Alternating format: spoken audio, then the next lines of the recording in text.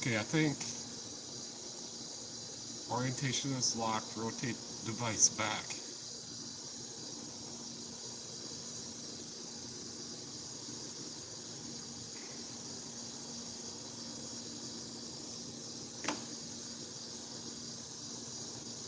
I don't know.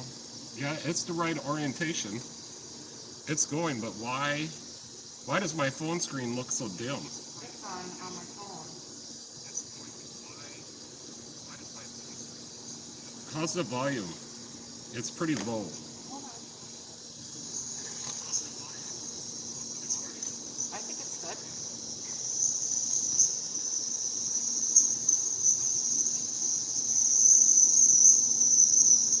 All right, you'll have to turn your phone down. Gotta turn the fan off for Peter, I think. Yeah. It's got a whistle in the back. All right, you want to go turn that down?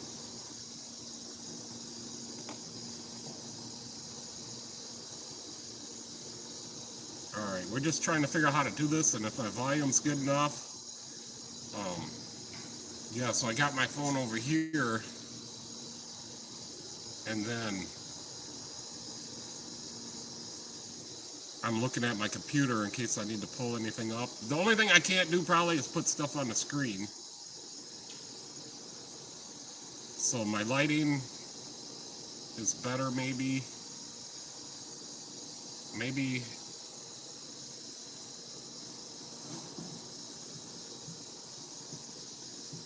Oh, I see. So there we go. So I had to push on the screen a little bit to change the lighting. Then maybe that's too bright, but all right, that's a little bit better. So yeah, I just wanted to talk about cars. We just got done working for today, and we're just relaxing, and we got tomorrow off. So I don't know how the videos will go if we even do one tomorrow.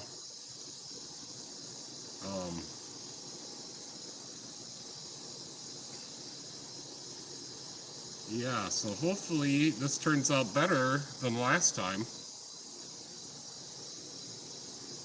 We still don't have anybody, but that's okay, because we will.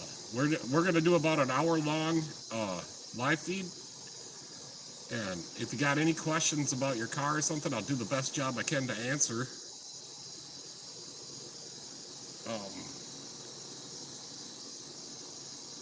Yeah, and I could show you around the shop, or I could show you what we do here.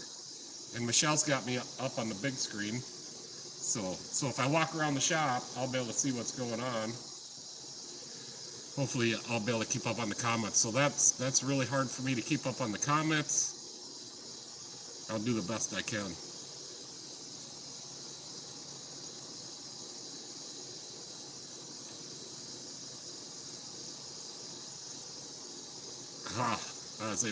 I was able to like my own live feed. I'm trying to find it on my phone. All right, Michelle's got the furnace shut down for a little bit, so if it gets cold, she can turn on the other furnace. I won't get cold.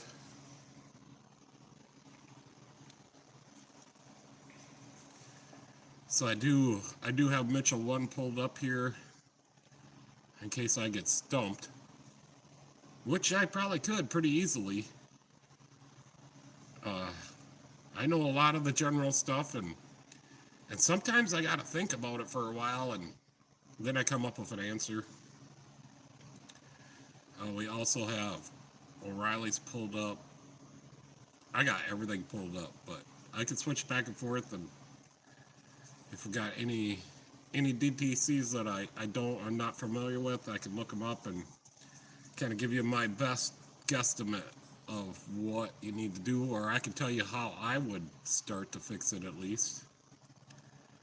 So a lot of times I just pull them in, and even if I don't know what's wrong, the first thing I do is put on the scanner and just see if it's got codes. Even if the light ain't on, even it's just a small drivability problem, I'll put the scanner on it and just see what it says. A lot of times that leads me the right way.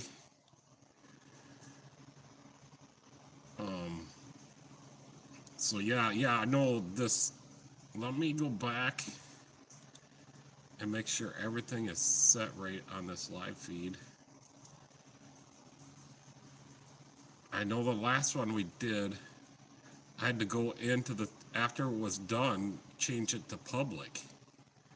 So let me see if I can figure out, it says visibility is public on this one. I do have my monetization set to off. So that'll make it better for you guys. It won't have no commercials in there, and then when people watch it after it's been published, then I'll set the monetization to on. So yeah, YouTube is there's a lot of stuff to figure out on here, and we finally got monetized last October, which was good. Yeah, so I go into here if I want to edit anything, and I did edit the title and put a description in there. So I could do that when my phone is getting ready, and it works. So, all right, looks like we got a comment. How come it didn't show up on the TV? I don't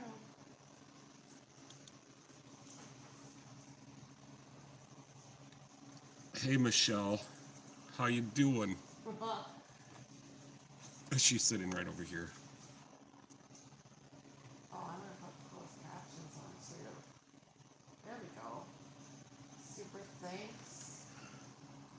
Yeah, so that's, I'm keeping the monetization off on the video. That way there's no, hopefully there will be no ads. But then after the video's done, I'll go ahead and enable that. So if people watch it afterwards, then they'll have to deal with some ads. But if you're going to watch me live, I think that's going to be my policy. We'll just keep it no ads if we can. There we go. Because yeah, that's what I was talking about the other day.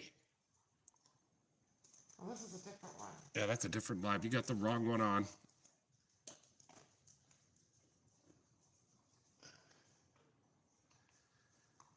So, yeah, it looks like we picked up another watcher here, maybe. I don't know. There we go. So, yeah, Daisy's roaming around the shop, and she's hungry now, so she's eating. Well, because she had some chips and dip.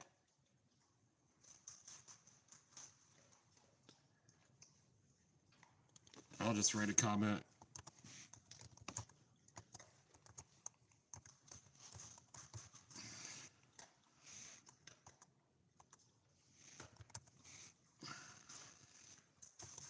Let's see if that shows up on my TV.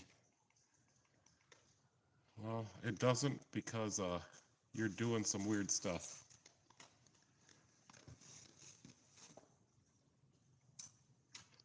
So yeah, I got all the tools put away. It's up now. There it is. So I got all my tools put away for today. The only thing I didn't do is wash the floor. I guess there's a drain pan back there in the drain pan. A drain pan in the drain pan, and then, oh, I didn't pick up the AC condenser from today. That's back there, but I want to try to fix it. So I was thinking about maybe getting it welded up, or if I could solder it somehow. It's just got a little pinhole in it. But, you know, that's something I didn't want to risk right now, so I put a new one in the van. They do haul kids around in that thing, and they need it to be cool. So the shop that had it before me, they just added some refrigerant, and they didn't get it full enough. It was completely empty. You put one little, 12-ounce cans. They put one of those in there. And then they brought it to me because it wasn't working, and I figured it out right away, and then we got them a quote, and they approved the quote, and then we went ahead and fixed it today. So I didn't do the video as good as like I wanted to, like do a full video, but it was just so super easy. Like that's the easiest AC condenser I've ever replaced. So I just took the valence off the bottom, and I looked up in there, and I'm like, you know what? I can sneak this out the bottom. I'm like, this is gonna be so easy. And it was. And the top line, the nut was facing the bottom, so you got to get that from the bottom anyways. I guess unless you take the whole front end of the vehicle off, then you could have got it with a wrench or something. But I just stuck a 24-inch extension up there and loosened up that line. And, you know, I vacuumed it out before when it was here, but there was just a little bit of buildup in there, and she shot a little oil out, so I had to clean all that mess up. And That was a Ford Transit? yeah, Ford Transit 2017. It's a 150 And then I had to edit my video because I called it an F-150. Yeah. That's okay. So I had to take the F out. Oh, wow. Yeah, there used to be E's, right? The vans, the Econolines. That's why it was E 150 and 250 and 350. And some of the Ford vans are really nice because they came four-wheel drive. I don't, not the Chevy vans. You had to get a later model, and then they were all-wheel four-wheel drive. But I guess you can switch those over to put a transfer case in there. Well, one that you can shift to two-wheel drive and neutral and all that. I always wanted to do that, but they're so low to the ground. So you have to do a lot of suspension stuff to get it to be higher up in the air. But like my old 79 van, I wanna make that into the A-Team van, but it Your sure 79 Chevy van. yeah, but it sure would be nice to have it four-wheel drive. But on that van, I would keep it lower to the ground. So maybe we could take the whole chassis off a newer van and put it on that one, and then change it to GMC. Oh, you should tell them what you did with the shocks, what you had in before and what you put in. Yeah, so I haul a lot of scrap in that 79 van, and it's always got stuff in there. So I had some motorcycle shocks laying around from the back, and they got this built-in springs, and I turned the spring up to the highest setting, and I jimmied them in there, and they work really good, and it actually raised up the back of the van like an inch. So And what did you have before in there? A couple 2x4 blocks? well, yeah, when we parked it out the winter before this, I didn't want the springs to get saggy, so I blocked it up. I had some 2x4s that are 4x4s between the axle and the bed. And it has no brakes. Oh, the brakes work perfectly. The brakes work perfectly. I never have any trouble with the brakes. Yeah, if you do bodybuilding with your legs, they'll work fine because you just stick your feet out on the floorboards or out of the floor and hold them down on the ground to slow that sucker down. All right, now I got caught up on the feed I'm watching here. It was lagging behind for some reason. That was really weird. So it says we have 3 people watching now. I suppose that's just still us, the TV, you and me. Yeah. But yeah, so we're gonna figure this live thing out, and maybe we'll go a little bit longer tonight until some people start joining. Because I know last time there was at least one guy that would have liked to have seen it. But yeah, so I just brought the Pala in to make it look good for the live feed, and I put the hoist all the way up. So like maybe later on I'll walk back there and we can walk right under it, no problem. Well, the I Jeep's did. right behind I it. did have a guy tell me the welds are bad on my hoist, and I'm like, no, they're not bad because I've lifted up some pretty heavy vehicles on there. And I even looked at them, and I got a long history of welding, so I was even taught in school, so I know what good welds look like, and them welds look fine to me.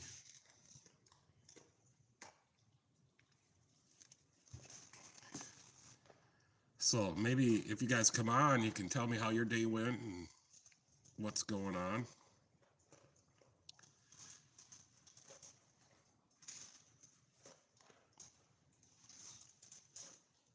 You can hear Daisy over there munching. Yeah, she's eating her food. Where is she? Can you see her now? Yep. See her now. Yep, there she is. So she was being hidden by me. But sometimes we put her food dishes there, and sometimes we'll put them on the other side of the shop. Not in the drive-on bay though. We never put them back there.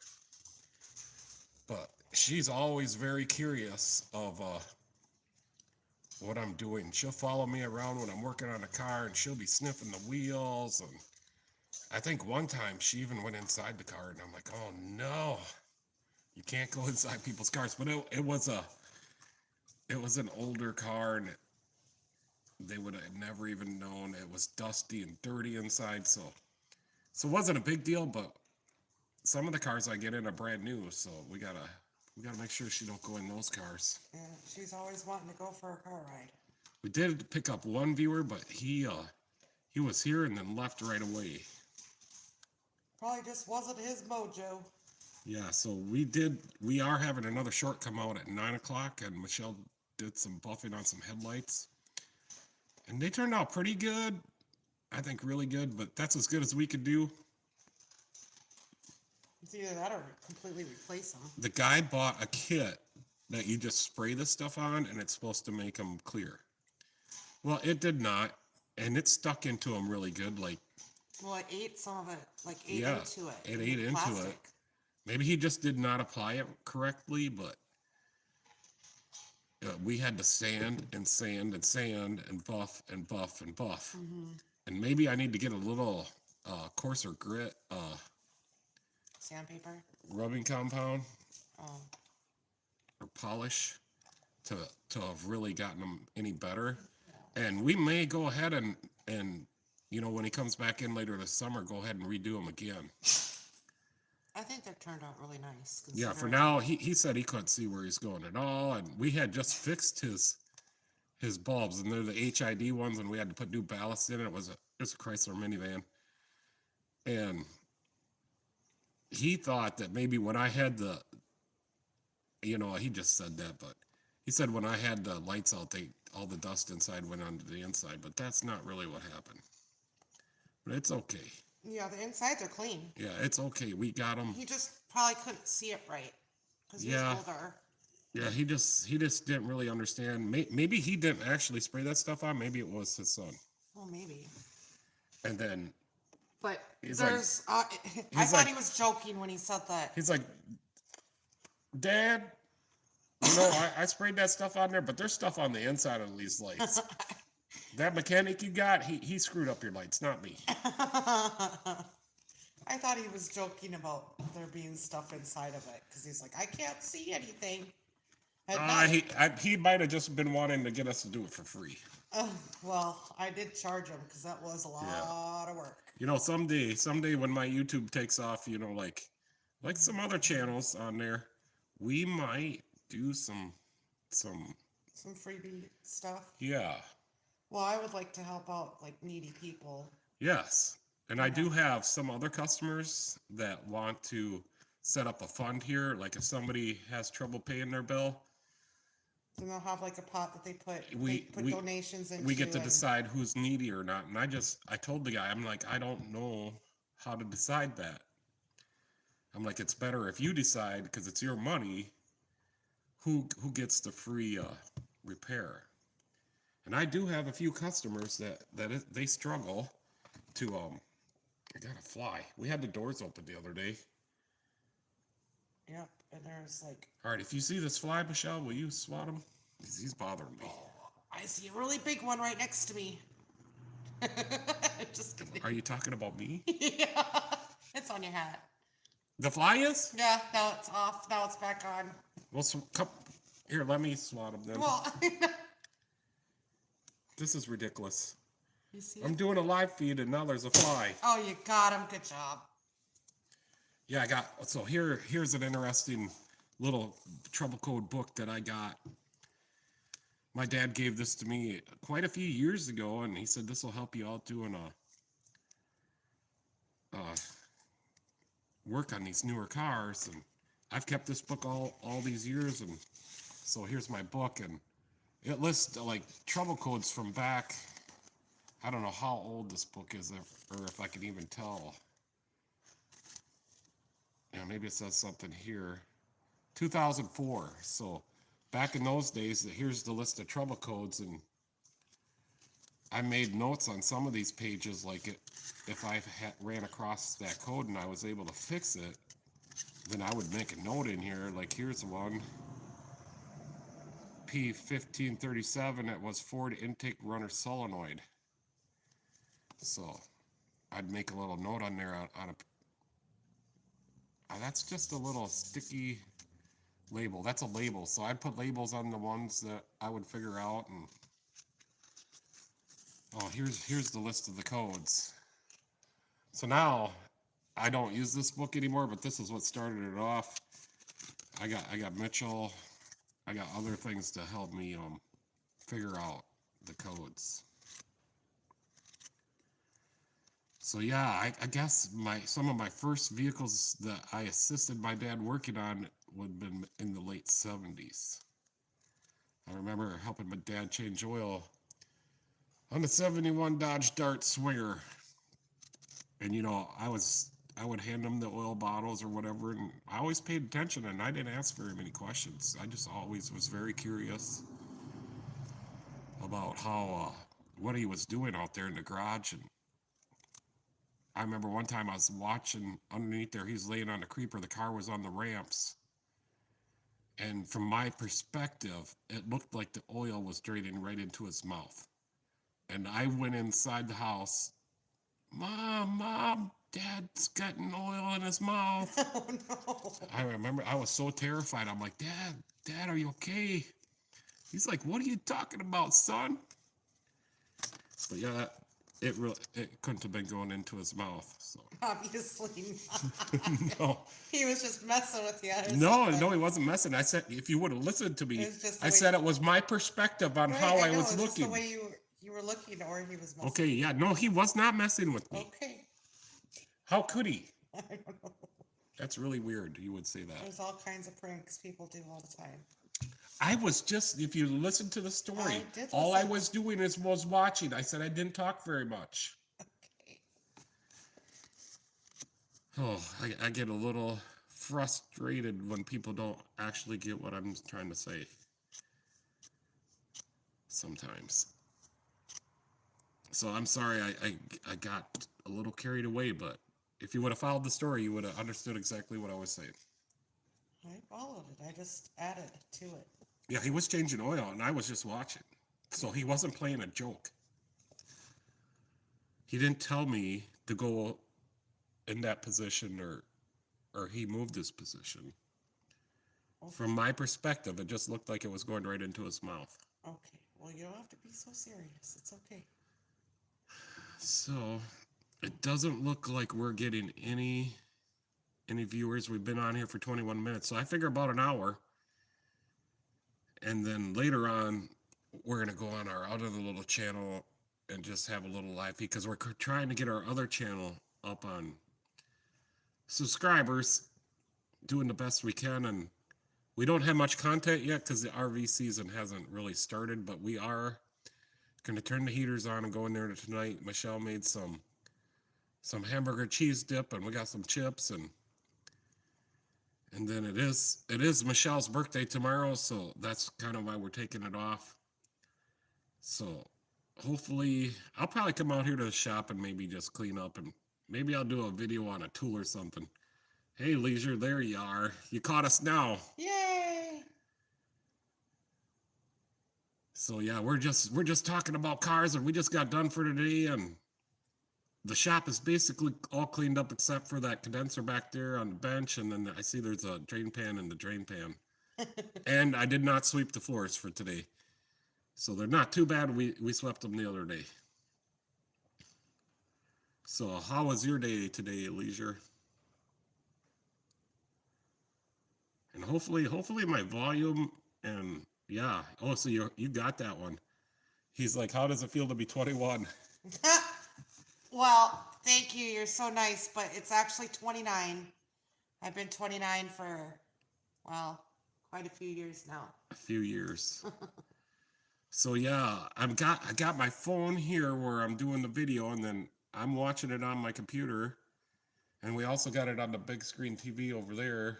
So if I walk around the shop and show somebody something, I'll be able to still see like the comments on the TV or something else. That's the whole thing, like why I bought the TV, just for YouTube. Ran errands today.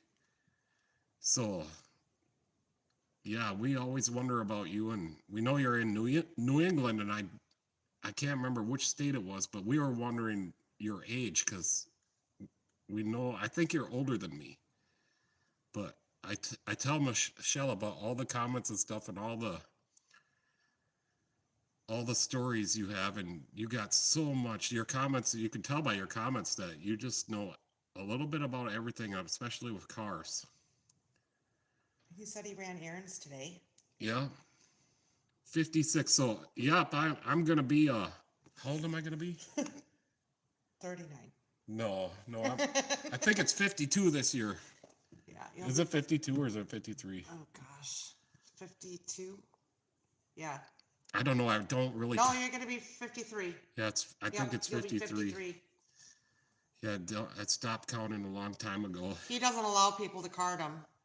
If he has to show people his ID, he gets really upset. So I got my computer pulled up, and then in case somebody had a question about a card and they stumped me, I got Mitchell pulled up, and I got O'Reilly's pulled up. I got everything pulled up, but just in case, like, I think that would be a good thing. Like, I just want to help people, so if they got a question, I know I watch another guy's live feed. I don't know if I could say his name or not, but people always ask him questions about their cars, and he gives pretty vague answers. Like, I think sometimes I could do that and be just as good, I'm assuming. But yeah. And then we turned the oil burner off because it was a little loud in here. And sometimes on my videos, you can hear it. It's that little buzzing noise all the time. Yeah, it sounded like a whine, kind of. Yeah. Yeah, for me, it's just, I'm always in a hurry. I always want to get everything done right away. I want to get in and out of the store. And if they card me, it's just like an annoyance for me. But I guess, yeah, when I first was started to get carded, I'm like, no, I'm way older than you think. And then that's kind of how me and Michelle met. Like, we had an argument about how old each of us was. And I'm like, you want to go over to the shop and debate that? And she I said, came to the shop. yeah, she said, like, sure. She came over here and we debated our age. But yeah, I've been working on cars quite a few years. And yeah, Leisure, that AC machine. So that was at one of the not the last shop, but at the shop where we made the starting units and stuff. And then before, they had a mechanic there that would do the air conditioning, and he taught me how to use it. So I've been using that machine for like over the last 20 years, but then it sat dormant for like 10 years. And I'm on good terms with those people that I worked for, and we send work back and forth. They rebuild alternators and starters, and motors, so I still send stuff there. But I asked her about the AC machine when, once I bought the shop, and they're like, okay, so I think I paid, like, it wasn't very much. And she gave me all the extra refrigerant they had, all the extra oils, all the extra seal kits they had laying around, all the AC books we had for the cars. Because back in those days, we didn't have a computer at the shop. We just looked it up in the book for the amount of refrigerant and how much oil it took, and we'd go ahead and do it. And that machine, I love that machine because I can visually see it in that reservoir on the side. Like, I fill that out of the big tank. I have to fill the whole machine out of the keg because I don't keep much in there. It will leak down over winter. But then I put just what I need into the main tank of that machine, and then you hit a little button and it fills up the sight glass part, and I can see that by ounces. And I know for sure I get the right amount in the car every time. Like, I've used some modern machines, and you don't get to know any of that information. The machine is making all those calls for you. So I was just like, and then for the 1, 2, 3, 4 YF machines, it takes a half a day to charge the system. So I was just wondering, if I got another one of these machines, if I could convert it over to 1, 2, 3, 4 YF. But that's yet to be decided, and I hate to spend $8,000 on a new machine. I only get a couple of those cars a year, and most of the time I'll just top them off because I can do that. I got a manifold gauge shut that I hook up to them, and I'll just top them off. But I cannot recover out of those. I cannot replace condensers out of those, compressors, or evaporator cores. I can't do any of that, or bad lines. I have no way to take it out. So unless it's already empty, I send them to a different shop. So yeah, I don't know how Jeffro does this, but it's way hard to keep up with comments and stuff on the live feed. So yeah, I'm just getting used to, like, how to read the comments and respond to everybody. But no, I lost my point. Yeah, so we're still deciding on which day we should do this, and I decided for today we'll probably just do an hour. But I know the one guy has them on Wednesdays. I don't want to be doing them on that day. Jeffro has his on Sundays.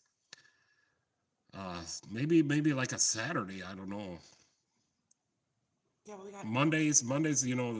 I'm too wound up how the day went. It's really hectic, and A lot of people are just stopping in and calling because they want to get their cars done. And Monday is the first day they'll call. Although some people do call on Sundays, and I still answer my phone. Yeah, I do have some guys that look out for me, and they like reps for like Napa, Riley's, and AutoZone.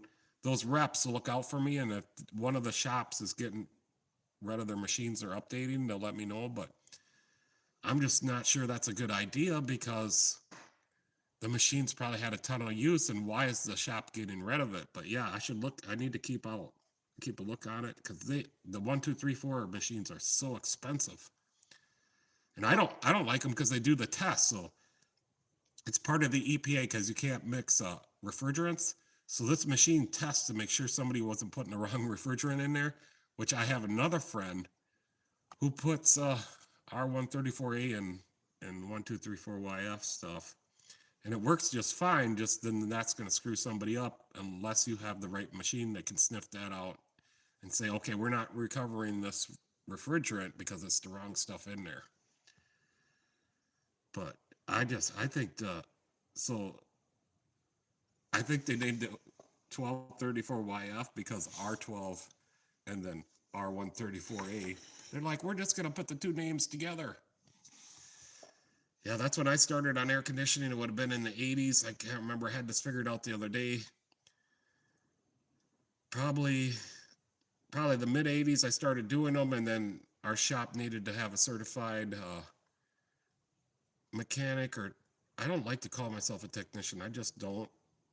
But I had to get certified because they needed, we were doing cars in the car lot. I had to be certified. So I got certified back then in our 12 days, and that just stuff just keeps following through, and it's all the same anyways.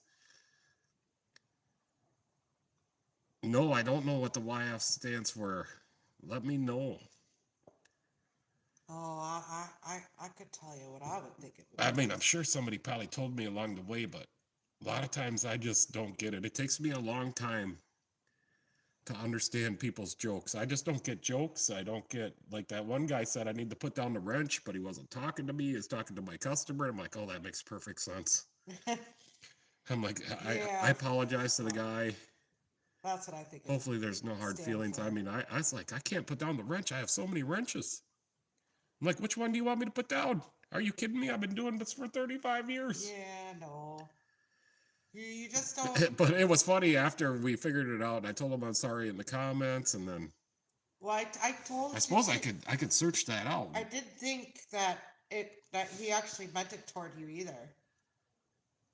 So it's R1234YF. What does YF mean? YER for your FUCKED. Tetrafluoropropylene. The Y and F represents specific carbon bonds. Yeah, you got to be a chemist for this stuff now. So, not sure if that's what. You're probably meaning like a different thing other than the technical stuff. Yeah, well, I'd be the smart ass. He probably is too, but. You're fucked. Yep, that's what I said. You're fucked. I don't know if I could say that. Oh, sorry. This is. Well, I guess I did click the button for no kids. You did? Mm-hmm. Okay, well then we'll be. So I have one customer, and she needs evaporator cores in the front and the back of a GMC Arcadia. And I told her, because it leaks it all out, so I can change them, but I told her the price of what it's going to cost to change it. And she's our neighbor, so I do give like neighbors the best deal that I can do. And she's like, nope, I'm just going to have you put a can in every year, Pete. So I think I got it, Leisure. I think that's what you were talking about. Oh man, I said a bad word. I don't usually like joke around or say bad words unless I'm really mad and throwing my tools. Yeah, well, no, you do. Expansion, yeah. After you've had a couple beers, then you do. I think I still have a couple cans of R12 at home, and I know the Mayo Clinic does. They got their upper air conditioning units still to this day, I do believe, run R12 in them.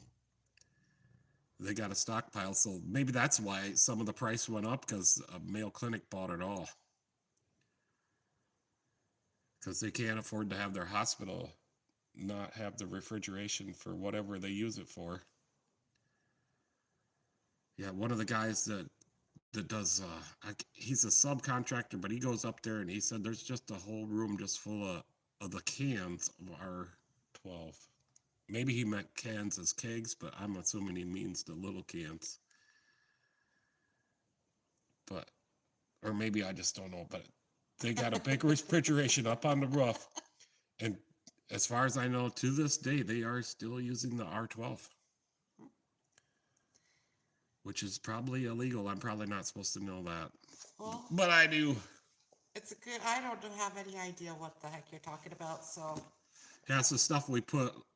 Refrigerant is what we put into your air conditioner Yeah. in your Expedition to make it cold. okay, I know that. And her Expedition is still. We just tried it. Was it this year? It was still cold.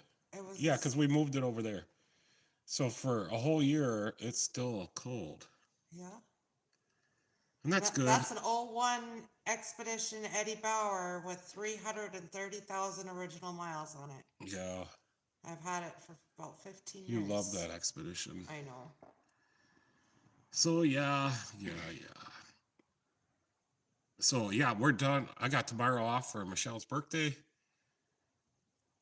Yup. So when we went to air conditioning, my air conditioning course where I got ASE certified, that was a big deal, and there was cars starting on fire. There were horror stories, and we weren't supposed to.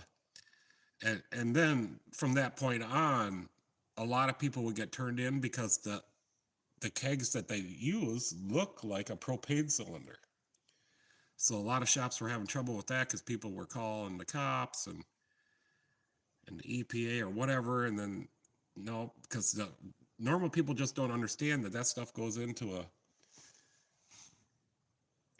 a drum, and I think some scrap yards still put it into propane cylinders because they're easy to get and easy to fill. And I know I can get refrigerant from a couple of the scrap yards. I just don't, because I know it's mixed up. Maybe not so much anymore because R12 stuff is gone.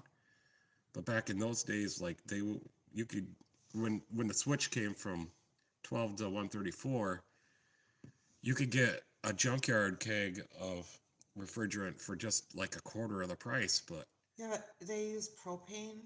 some people were doing that back in the day, and then if you had a leaky hose and you had a bad exhaust It would cause a manifold, fire, whatever. or you got in an accident. I think the ones that they told the stories about were cars that were getting in accidents and then exploding Yeah, I didn't know that. or catching on propane fire could real bad. It probably be a didn't explode, but it refrigerant. caught on fire real bad. So yeah, propane is a good refrigerant. Like yeah, like when I fill the motorhome, the coupler, so I can put the coupler on fine, but I gotta have my gloves on to take the coupler off, because the first time I did it, my hands literally frozen so bad. Oh, because it's so cold. Yeah, my fingers.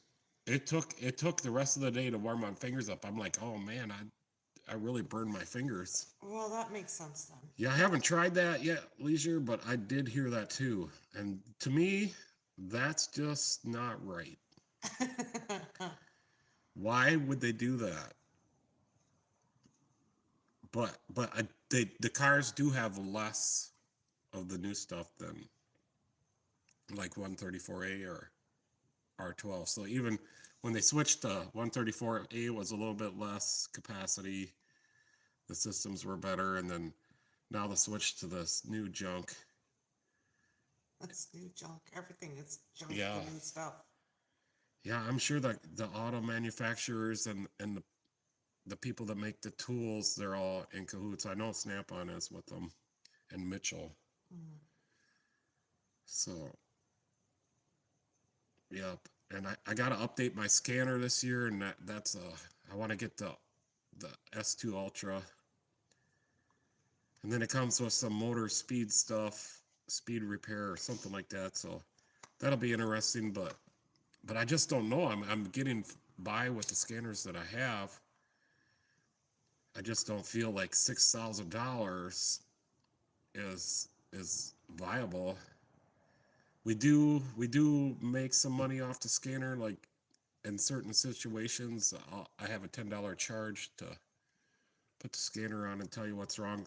If you just stop in and want to know what your codes are, that's for free. Well, O'Reilly's does that But like too, but when I got to put the scanner on there and drive down the road and do diagnostic on it, there's a charge for that plus a diagnostic charge. yeah. But if you just stop in and just want to know what your codes are, I do it for free and I'll read them out. And then I don't like to spend a lot of time with people in here, but sometimes it takes an hour just to explain to them, like, this is what I think is wrong with your car and this is what you need to do. We need to bring it back in for diagnostic. And then I need to verify that that's what's wrong and then replace the part and then go back out and verify that that fixed it. So there's a lot to it. Yeah, but people Yeah, always come back. I seen the top down ones. I don't know if there's any advantage for the top down ones or the only advantage like I'm like the Ultra is it's got the split screen and then it's got the scope adapter, which I did talk to the Altel guys and I can use the little Bluetooth one. Don't have to use that big VCI or vehicle communication interface device. Yeah, I don't have to use that one all the time, which would be a hassle. And then having such a big screen too is the only other thing I'm concerned about, but sometimes you need a big screen. But the one I have now is a launch, and I bought that in 2021 when I first went on my own. But now it's outdated, and each update is like $300 to $500 for each manufacturer. I'm like, no, not updating it. I can just buy a whole nother scanner for just a couple updates and get by really, really good. I don't know anybody that has a top down. I've just seen some on videos, and I think like all the bigger shops have the top down. You got to have multiple scanners. I do have another one, but my brother borrowed it one day, and then Now he always borrows. he has it. So I did buy that one for keys. It's it's a X tool. So I bought an X tool one because I do a lot of key programming. And in Minnesota, we don't need to be a locksmith, whatever, certified or whatever. But I'm a repair shop, so it goes with the repairing anyways. But so if I can't do a key on the launch, that X tool always does it. But anyways, my brother's got it. But it's a nice little handy one. Yep, that's it. We don't have to be NASTA certified in Minnesota to do any kind of automotive locksmithing. And the locksmith in the other town, he gets really mad at me because I did have to have him bail me out one time on a Honda. Was it? Because I bricked it. And he could not get it either. And he's got four key making machines. And so I'm like, before you go, let's unhook the battery and short the cables out. And sure enough, that made it unlock. Because when I was in there, I hit one wrong button and it tripped the security. Well, then everybody was locked out.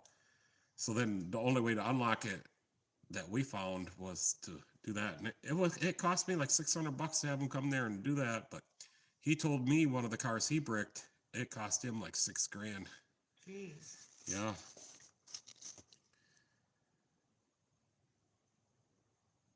Dominican Filipino. Hey, how's it going? No, I don't do any ADAS stuff. I have like needed to line the camera on a car once. It was a Honda, I think, and we just guessed at it and then used the scanner the best we could. And I don't have like all the mirrors and stuff I think you need to do that stuff. But we just kind of put it back how it was supposed to be stock because she bumped into something and it broke the camera loose. But we just put it back to how we thought it should be, and it turned out it worked. I don't know if that's legit or not. Like, you should probably have to get it checked out. So I just don't get enough cars and vehicles that need that kind of work. So I do like the the sensors that go in the rear of the Chevy Traverses, whatever those things are, and I do have the GM thing to program them, and do have accounts set up with all that stuff. Yeah, there's just so much that's new. Like back when I started working on cars, we didn't have none of this. There were carburetors, you know, and when I first started working on cars, like I didn't mind it, but then the more I got into it was engine after engine, rebuild engine after engine, transmission job. I'd do a couple engine swaps and a couple transmission swaps in a week, and it just got it was tiring and hard work. So I got out of it for a while and did some manufacturing stuff and worked on some other engineering type stuff and microchips and stuff like that. Yeah, you got all kinds of everything. Yeah, I'm just reading the comment. Mm. Well, so that's cool. Yeah. So the ADAS stuff, that's a lot of technical stuff. So do you change out the sensors if they're smashed out, or that's already done? You just got to do the calibration. But yeah, the cars, they were so easy. But I did take a break, and then I'm like, well, I had to make a lifestyle change, so I did, and then I went back on my own and I started working on cars again, and I just love it now. I mean, I even do transmissions and engines, and we don't overhaul engines anymore. I do want to get into that, but my parts guys, the reps that come in, they just say you can't make any money rebuilding engines unless you're specialized. And I do know how to rebuild an engine, and I did the one in the race car.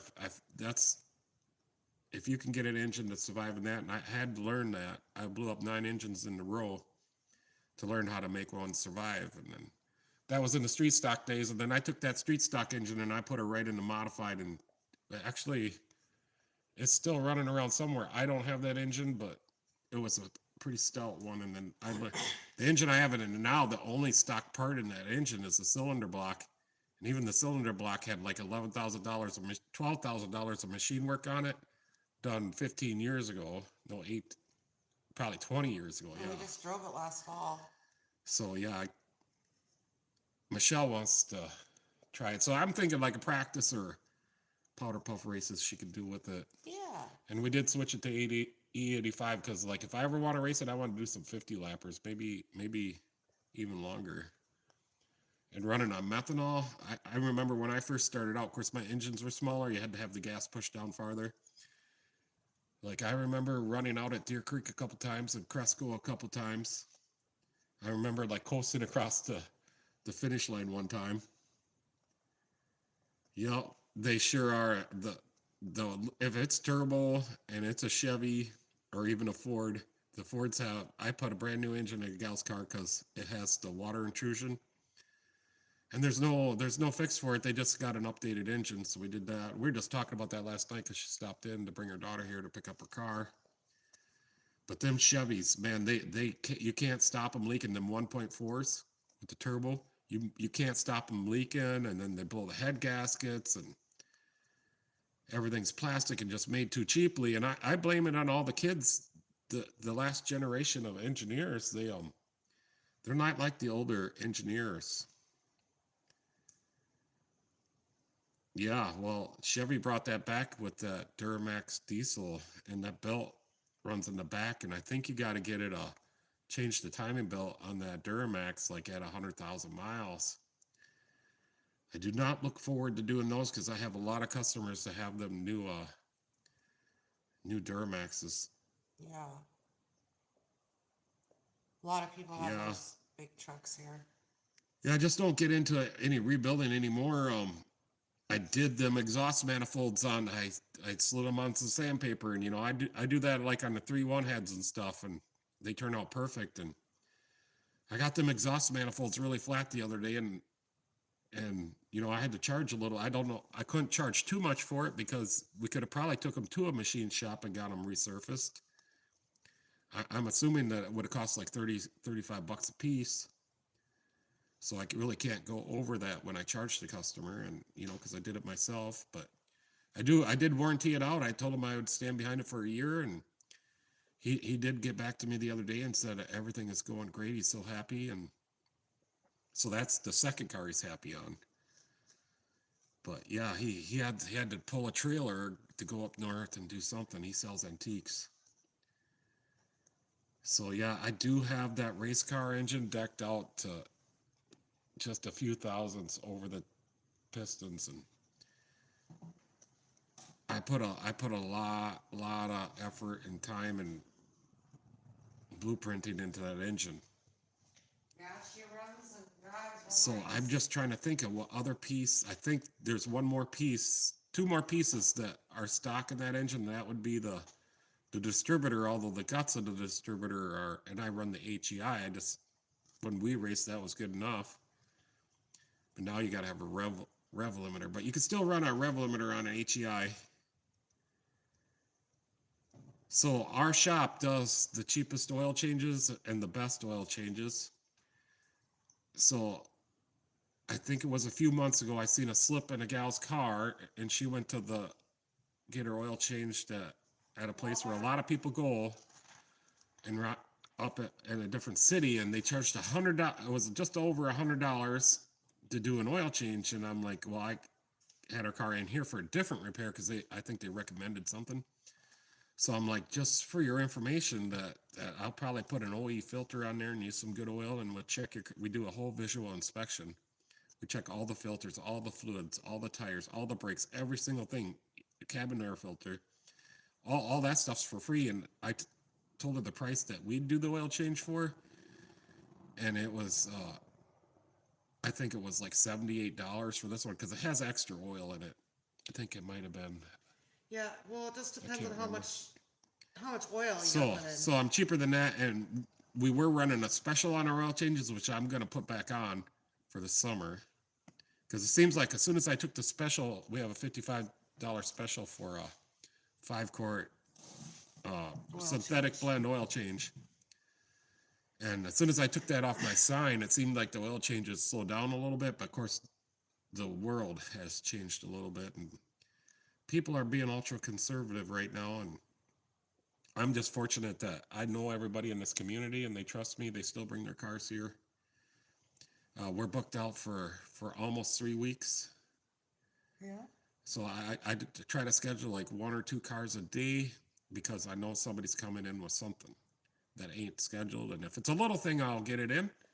And if it's not, then I will schedule it onto the books. Yeah, we do. I try to do the best job, and I won't let you have your car if I think there's something wrong with it.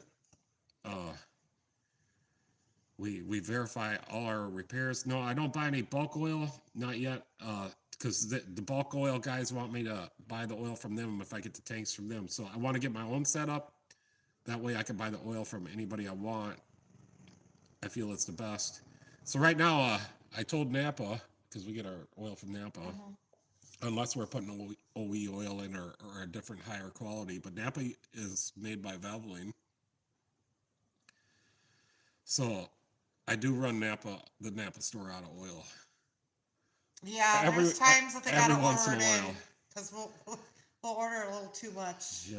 than well, they have. I keep a little bit on hand, and then because if we're doing oil changes and we got the door open and somebody sees it, they want their oil change too. So But we haven't had any problems with Napa oil at all. no, the squad car didn't like it. So the first oil change on the squad car, I don't. Maybe it was using oil before that, but it had to have been. But anyways, I upped it to I put the AC Delco stuff back in because it's a squad car. I changed the valve cover on the driver's side because that's how the PVC system works. And I put a lube guard additive into it, and we are now about 1.5 quarts per oil change, and they run that thing until it says 0. Oh, Which yeah, I disagree they that run them that's my police car. I do pay for it with my taxes. I don't think it should be mistreated, and I see it get mistreated all the time. Yeah. But that's just something I have to deal with. But it did help though. It did help make it run better and use less oil and Yeah, so they don't even have to check it now between oil changes, although I tell them to. Yep. I get it at least one a month, and I keep a I keep an aftermarket one here in case they want to go that route, and then the Chrysler dealer will bring me an OE, which is the same price. I don't know. I mean, the OE goes. They can go anywhere from 80,000 miles to 200,000 miles before they'll leak. Yeah, we did. What's the temperature they want to know? Oh, the temperature here right now. Yeah, It Michelle is. is always up under the weather. Funny she don't know. No, it's Yeah, today is I think the coldest day now. It's supposed to start warming up. As soon as No. Michelle gets off her butt, she'll let me know what the temperature is right now. But on Sunday, so we're gonna do some yard work, and it's supposed to be between 70 and 80. And usually when they say it's 70, it's usually 80. So when the sun comes out here, she really gets warm. All right, Michelle doesn't have a weather No, I app, got it. guess. so it's 35 degrees Fahrenheit right now. It's 35 degrees here now. That's what I just said. I And don't know if they can hear you. they could hear me. It's 37 degrees is the high tomorrow. Are you talking about for the squad car? So I'm just that's not the engine that we're supposed to switch to 040. But I am thinking I should switch it to 530. If it was one of my own vehicles, I would sure run 2050 in it. I do have 2050 in the van, 2050 in the race car. I guess I do run the 520 in my pickup and 530 in the other cars. 77 there this evening now. So where are you? You're in He's in Ohio. the Dominican. No, he's in Ohio. Where does it say he's from Ohio? Don't read his name. Read his. Oh, his writing. okay. I got it. It's right at the end. It's Dominic. 77 here this evening in Ohio, and now it's 43 out of you. So I have another story to tell you about that. What was it? Leisure Last said weekend? it's 55 in Connecticut. So Connecticut, that's where it is. Yeah. That's where Leisure is. Yeah. Dominic is in Yeah, Ohio. I got it. Okay. So the other day, what was it? Was it last Saturday or the Saturday before? It was the Saturday before. So 2 weeks ago, it was 80 degrees Saturday. So then we stayed in the motorhome, and when we got up the next Sunday, it was snowing. Yeah, that was horrible. So that was a big drop too, 45 degrees. But it was. Yeah, so I was just wondering, you guys out there, Leisure, you didn't get too much snow when that big storm came through, the last big one. Because I was really wondering about you guys. Yeah, so this ain't turning out too bad. I guess we got 7 people watching, a couple people commenting, and this is the first one. My last one really turned out bad. I was using my launch scanner because I couldn't get at the phone. I didn't know how to do the settings on the phone, but I figured it out on the scanner, and the scanner is an Android tablet. So I got I guess Alltel does not let you use the Play Store and put apps on your scanner. Like, I got homemade apps that I make myself of Android Studio that I use on everything.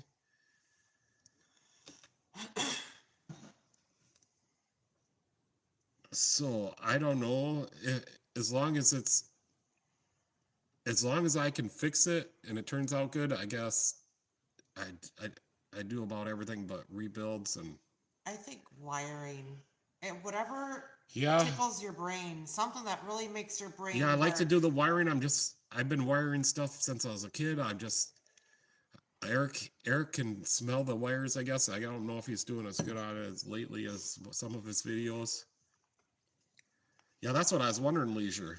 The plow guy never showed up. It took me 2 days with the snowblower. Oh no, Leisure. Yeah. Yeah, I was wondering because I knew you guys were supposed to get harder hit than we were, and we got, what did we get? 14 inches? Yeah. Yeah, that's why I had to go out and plow the night before and during the next day, and because How was it in Ohio, there's Dominic? no way that I would have been able to plow 14 inches of snow all at once. So I even told Michelle that I was going to stay here and just keep up on it, but I ended up going home because we had a little break in the snow. What did you want to know, Michelle? You can ask. I was asking Dominic if he got hit by the snowstorm in Ohio. I'm not sure if they got too bad or not, but yeah. Hopefully the snow is done now. I've had enough fun plowing, which I do have fun plowing. And I figured out my plow, the coupler was bad. If you got too much pressure on the power angle, it would lock the coupler and it wouldn't flow anymore. So I figured that out and got a different coupler on there.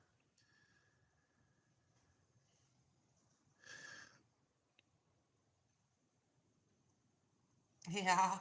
Yeah, so do you guys get snow down there in Ohio? I mean, that's probably a dumb question, right? Yeah, of Well, course they get snow in Ohio because they get snow in Texas. right.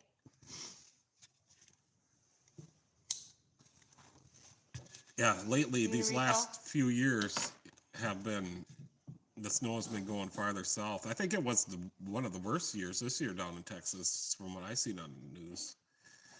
And I know even up here, when the first snow or ice comes, the people are not used to it. I mean, I love it. I'm used to it. When you're a race car driver, you like that kind of stuff, but people get so freaked out, and there's a lot. The first time it snows or gets ice on the road, they're in the ditch. I mean, they're just littered in the ditch. I didn't hear of anybody dying from it this year, so I'm just glad that. And then one of the storms was so bad that I seen people in the ditch, way out of the ditch. So I hope they were okay. Yeah, I want to move to Florida. We're gonna take the RV down there this summer and just check it out. Make sure it ain't too much humidity for me, and make sure it ain't too hot for me. Make sure that it doesn't seem like, we'll check out and look at some of the cars. But I wonder, like, we bought some cars at one of the places I used to work at out on the East Coast. We brought one of them back one time, and it was just because it sat on the coast and coastline house. Full rust. It was just all rusted out from the salt water of the ocean. Yeah. Yeah, they put this liquid stuff down on the roads now, and ever since then, maybe it's just me, but it just seems like it rusts the steel more and faster. But I've been used to it. I mean, rusted vehicles ever since I started working back in the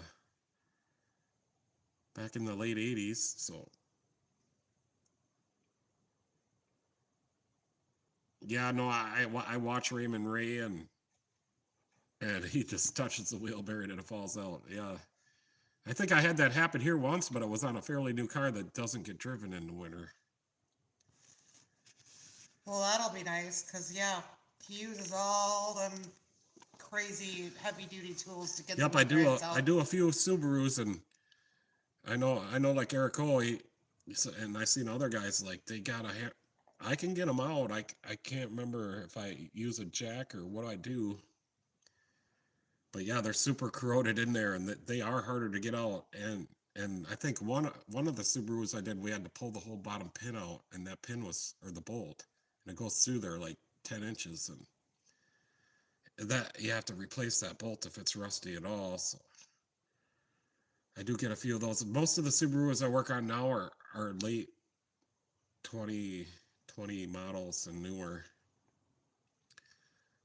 I do get a few of them from the Subaru dealer because they're not doing a good job.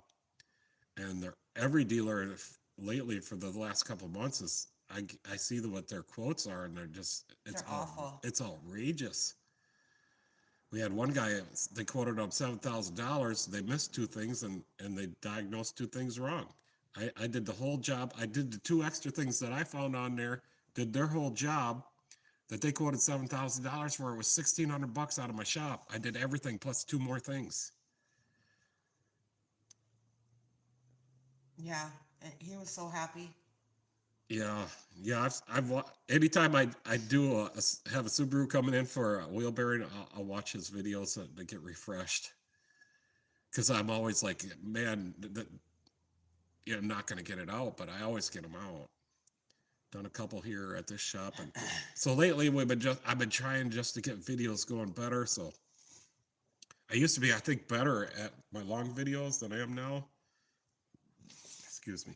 But now, so our new thing is I just try to at least, sometimes I don't know if I know you guys or not with the notifications, but I just want to do a short video on every car and just the last couple days I've only been able to do like one, and then yesterday we had 2 missed appointments. So then I pulled in the Murray mower and got my box blade, homemade box blade on there, and I had to put the second battery in because I was just using it as a mower before. But we have in our main parking lot out front is blacktop, but over on the side we got a whole lot that's been covered over. It's all gravel. It used to be all gravel, but now it's grown grass and it's gotten dirt on it.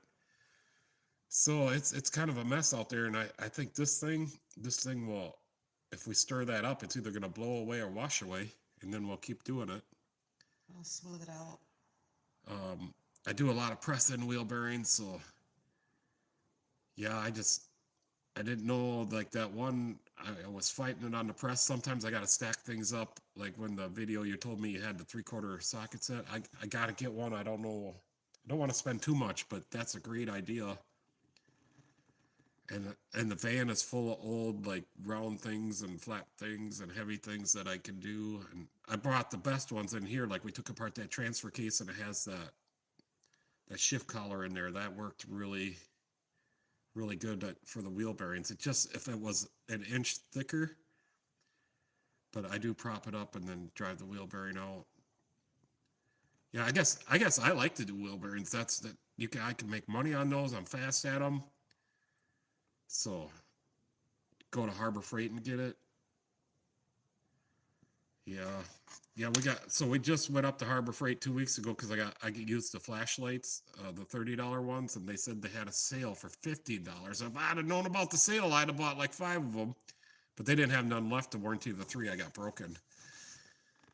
And sometimes I leave them on a car and then they fall off out in the road and I go find them and they're broken, or sometimes it falls on the floor and it makes me mad, so then I'll pick it up and smash it on the floor. He's learned to do that when I'm not around. But the Astro flashlights, I don't think I'm going to get any of those. They're just $70, and maybe they're better, but we got some of the. Let me go get one of these red ones.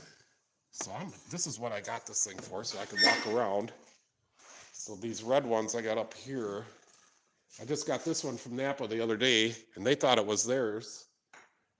It's like, it was 4 weeks and I wasn't getting my light because I had to order it. And they were like, oh, well, we got her here on the counter. We thought that was for us. And I'm like, no, that's my light. So yeah, this is why I wanted to do this, so I could walk around. I'll put you back here. And I went and got this new stuff. It's the Icon light. So I haven't been using it. It's brand new. I do use it like if I go on a service call and somebody needs a jump start, I'll bring this one. Well, the first one we bought for the motorhome. Or a tow. We went on a tow and towed that guy out of the ditch and we brought this light. I think they last a lot longer. And there's 2 sides to the light, so I got it on that one, but you can turn it on the other one. And if you leave it on the one long enough, it remembers that.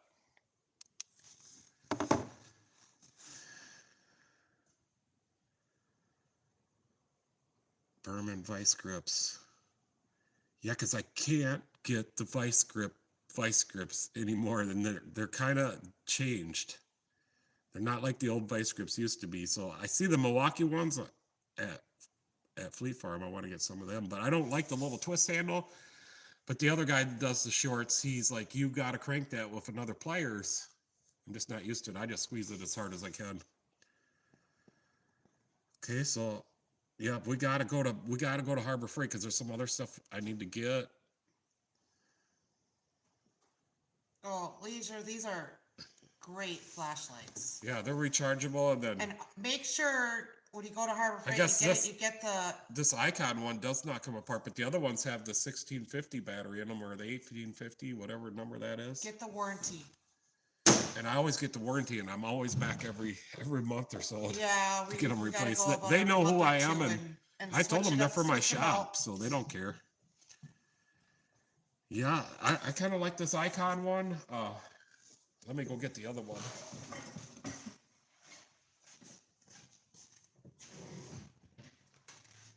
So these Braun ones, I break these all the time right up here.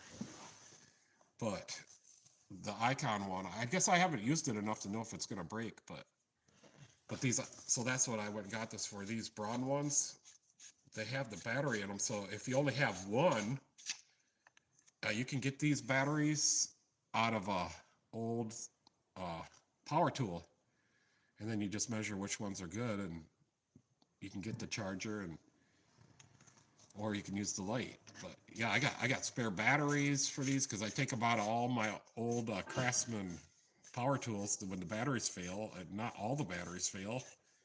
And there's probably like a gang of batteries in that battery pack. Well, you just take them off and clean them up and test them and see which ones are good or not. And then I got spare batteries. It doesn't look like the Icon light. Yeah, it doesn't come apart. I'm sure it's got the same battery in there, but it does not unscrew. Weird. Snap-on man sold me a shit light. Yeah, I'm just glad the Snap-on truck don't stop here, although I do have some tools I need to replace. So I do have the Matco guy stopped here, and before that I was having two guys stop here at the Pro Tool truck, but they had all kinds of tools and it was good, and I was buying a lot of them, VEM tools and everything. But then they up and left, and they went to Florida and did something else. So everybody's moving to Florida. Yeah, everybody we know, everybody we hear about. Yeah, we just talked to another guy before. Every day we're talking about somebody that's moving to Florida. I mean, maybe there won't be no spots left when we want to go. Yeah, it'll be so Because I can't move to Florida until I pay this building off and sell it or rent it. Then what am I going to do? Bring my tools with me and fix cars on the road? I'll be like Parker's Mobile. That's what I want to do, man. He's got it made it, and YouTube pays for all his repairs for his customers. That's so sweet. I'm really into some of the stuff he does. I did watch him do a brake job and didn't put no grease on it, but it's okay because it's still going to work for a while. He helps people out. You got to put grease on the slides at least. He is very meticulous about everything he does. He's got to have, everything has to be perfect. I do miss my Mac tool truck. I love Mac tools. I know that the Kenny Wrenching with Kenny guy, he despises them, but I do have Mac tools, and since there's no truck, I do have a direct number, and they do. Thank you, Dominic. They have We'll see you soon. They have warranted my Really stuff before appreciate it. without even sending it in, and they just send me new stuff. You have a good night. Yeah, it's only 9:18 here, so yeah. Thanks for coming on, man. Oh, awesome. Well, I'll subscribe back too. So subscribe is what I think. And a lot of the bigger guys don't subscribe back. They don't even answer I don't think Eric's ever answered one of my comments. He's liked one of them. But Well, yeah, but he's got billions of them. You'll end up well, he's getting almost millions of them too. You to a won't be able to million. keep up. He's almost to a million. But so that brings me up to another thing, like the guy that raced the trucks and the ARCA race and the Cletus. So when I get to 1.2 million followers, I'm gonna be right on your bumper, Cletus. I'm gonna be pushing you, and it's gonna be me and you, buddy. Yep. All I gotta get is 1.2 million followers. I'm gonna be right there. Cletus. Yeah, Cletus McFarland. Yeah. I don't know if he should be racing, but I think he does pretty good. He in the trucks, I imagine they're a little light on the ass end, and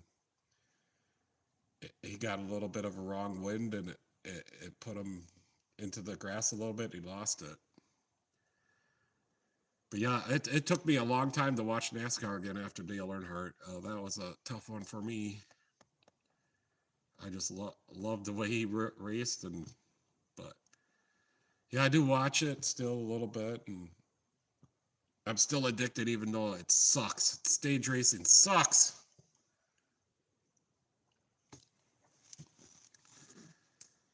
So, yeah. So I got a day off tomorrow. You're gonna let me take the day off? I'll let you. I'm making you. I'll still probably come out here, though. I know you will. I'll get up in the morning before you're up and come out here. I know. And probably clean or something. Maybe I'll mess around with something. Quit Yeah, watching Crash Car. I like I don't know. I don't like that they crash, but like when they do, it's it's exciting, but yeah, I it's don't very like to see exciting wrecks. and scary. Like when I first started out racing, there were some bad drivers, and I got to learn really fast how far ahead of me I have to watch to be able to miss the wreck. Yeah. So I got to be a lot better at it. And didn't you tell me, Leisure, that you were the pit crew guy on a super modified? Was it a super modified? Because we just watched super modifieds the other day, and it made me think of you.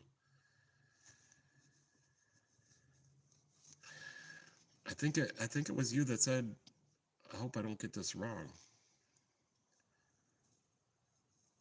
But yeah, we watched some super modifieds, and for some reason the other day I was thinking about you, and I'm like, there's not much probably. Oh, there's a lot you'd have to do, and a lot you'd have to get used to, but that would be pretty cool to race a super modified. Yeah, we seen Ryan Newman, Bobby Labonte, and Ryan Pierce were racing super modifieds the other day. And then what else were? Well, we watched some sprint car races live, and them guys still use SB1s because I could tell the two middle cylinders are right next to each other, and that's an SB1, I do believe. So in our racing around here, the modifieds they're SB2s, and they got aluminum heads. I don't think you can run the aluminum blocks yet, but they got aluminum heads on them. So I guess if the SK modified teams, they run small blocks, supers in New Hampshire. Not sure what SK modified is, but I knew it was you that did something with news. You knew a lot about it, and I remember you said you used to be the pit crew. That's awesome. Yeah.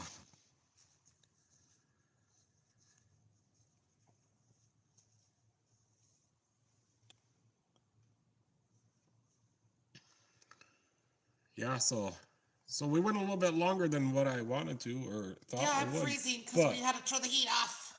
but yeah, we're so it's 9:23. Yeah, it's even later for leisure.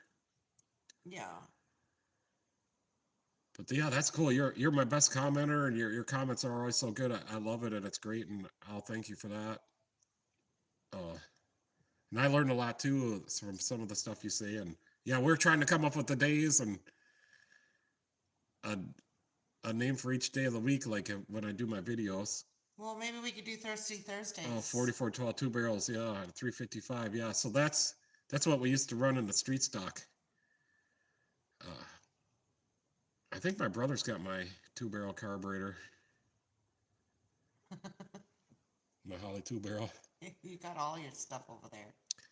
Yeah, well, he helps me out sometimes when I need it.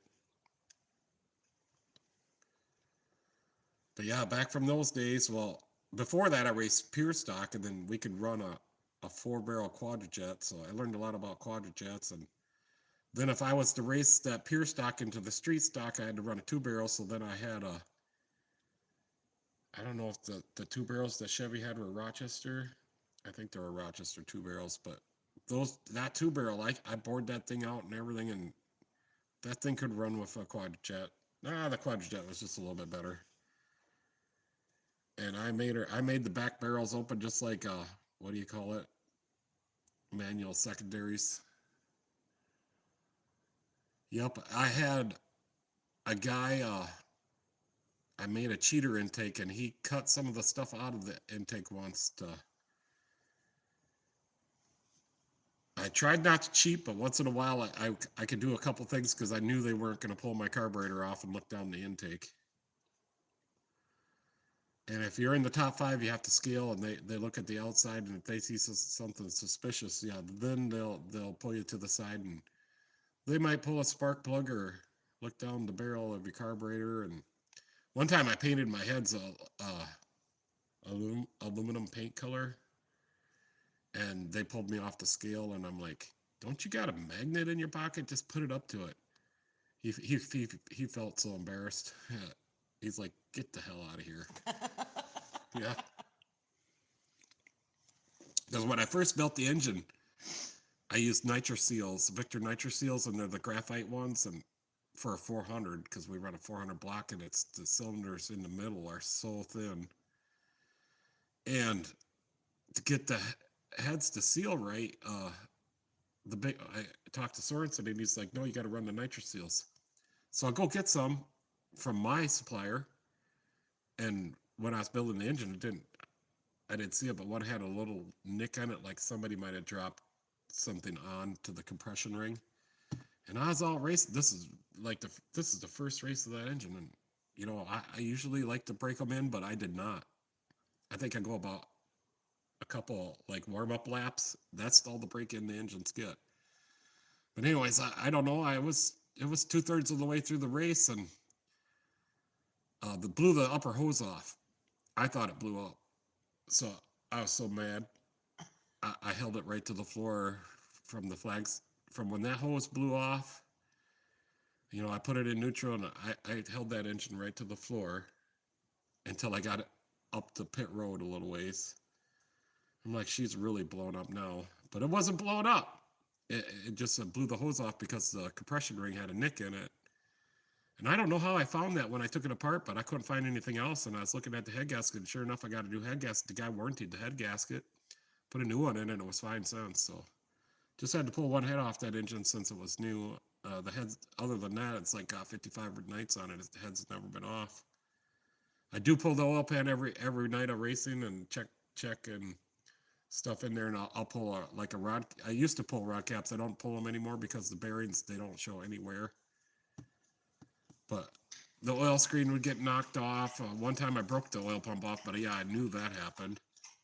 I did find on a different engine, I found a piston pin had walked out, broke the keeper out. We caught that in time. I did have to take it up and get it bored out, I think, or they cleaned up the cylinder anyways. I had to take it back to the machine shop because the pin had hit the side a little bit. And I can't remember if they put a sleeve in it or what they did. Yeah, they did put a sleeve in it. But by that time, I had already got another block and put that one together. You get a big drink, Daisy. Yeah. Oh, good girl. 2 inches was different in New London than the New Haven County.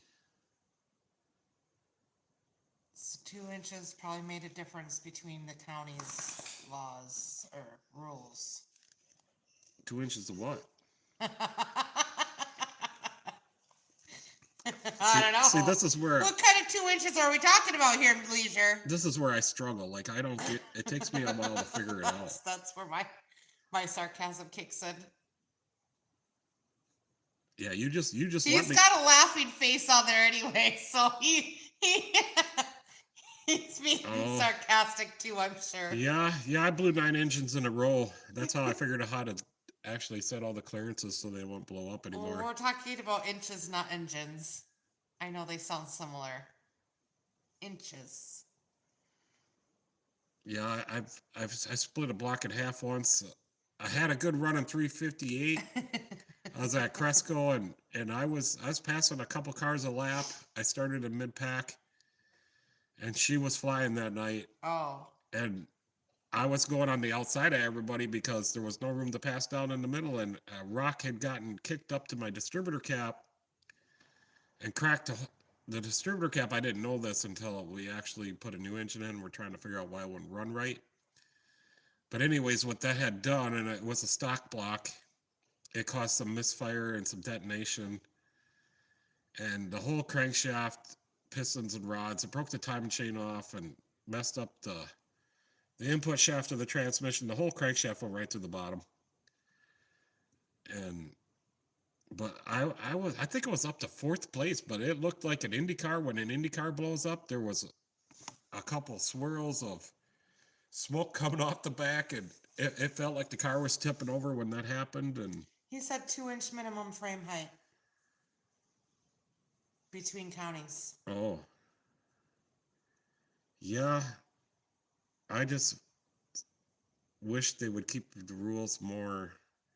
The same. Yeah, like now B mods run what we ran in A mod, and but they're still on a. I think they're still on a 2-barrel carburetor, unless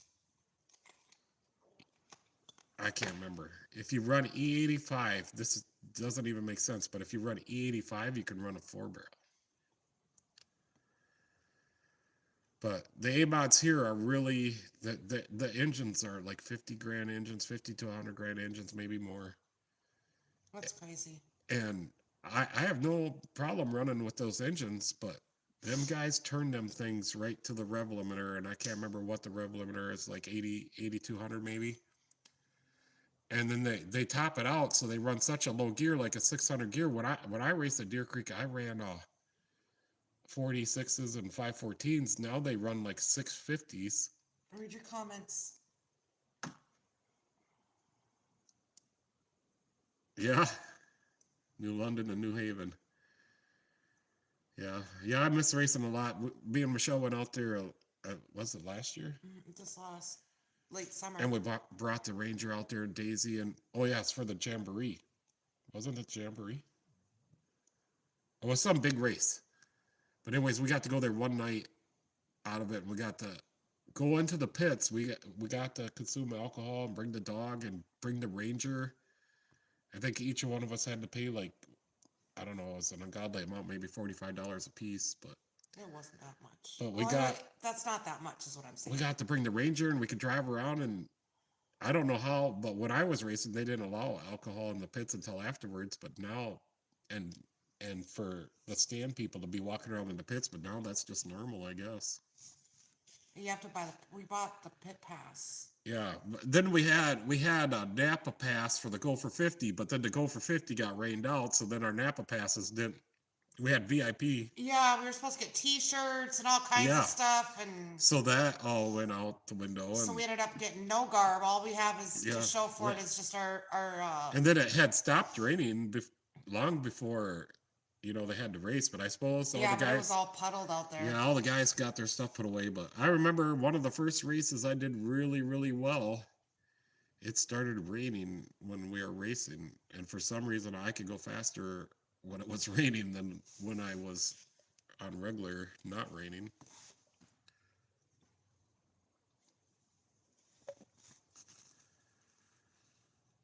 Yeah, it still says we got 5 watching. That's kind of cool.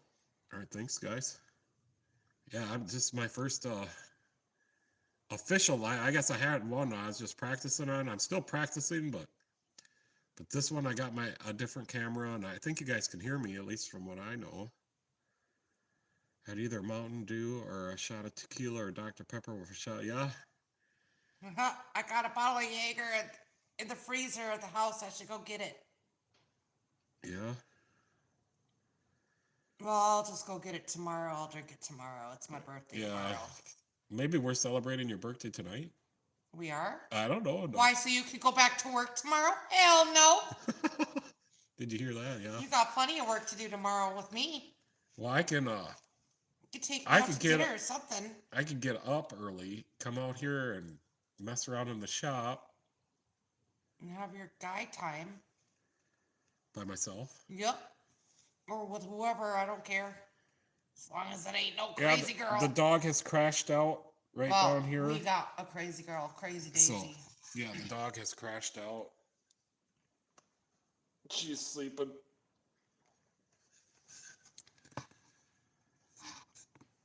Well, she's awake. She's just. Yeah. Oh, I'll tell him. Well, I have a wooden paddle. I'll get paddled if I don't listen. And it says attitude adjuster on it. I got him one time in the thigh with that once from him whipping off to me one day. I was so mad. I grabbed that paddle and just went whap once. And now, if I grab that paddle, he backs away. Glad the guy that... he runs away. I'm glad the guy that you were going to have make that spike paddle has forgotten about it. Oh, no, I'm sure you are. No, I'm very, very happy he forgot about that. Well, you're the one that asked him to make it. I'll have to look back. Actually, Michelle has made us some cheese hamburger dip ground beef queso. queso, and she made it what, a week ago, and I asked for some for today because we're staying here at the shop tonight in Well, the we're staying motorhome at the motorhome, yeah. outside. In the motorhome. So yeah, that'll be fun. So I'll be able to come right to work right in the morning. Oh, you lucky you can walk right out the door. And Well, right what back in what the about all door. the customers that don't know we're gonna be closed? You know tomorrow? what? I will tell them to fuck off. It's my birthday. Wait, Well, I where guess- is my birthday cup? I guess it's at the house. So I guess when we park the motorhome right in front of the doors, maybe they'll get The clue. the clue that Stay we're away gonna from the Shag and Shack. be closed. Just kidding.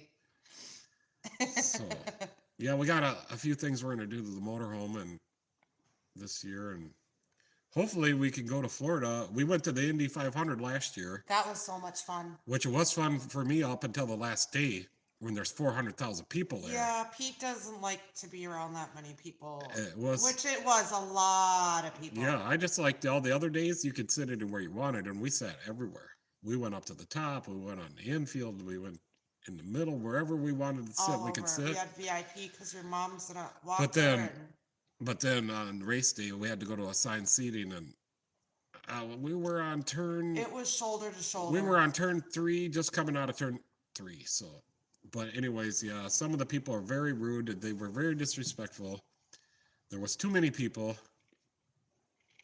Yeah, I'm not a people person, and it took me a long time for my videos, like, and I'm still like, I don't know what you call it, camera shy or not fluent. I mean, the crowds are okay every once in a while. Oh, not for me. I don't go Like to concerts. once, like twice a year. Rock and maybe. roll concerts are way too loud and I too love many people, concerts. and they're jumping around. I don't like that. But I can't do that like once a month or something like that. Like a couple times a year, it'd be nice to go to concerts and. I'm not stopping you. Okay, I'll see you later. You can go to concerts. Where Leisure. You where like concerts? where are you gonna Oh wait, find you don't one? like crowds either. I'll go find someone to take me to concerts. Any sugar daddies out there? Oh, never mind. I got a good one right here. So yeah, maybe someday I'll get to do like more.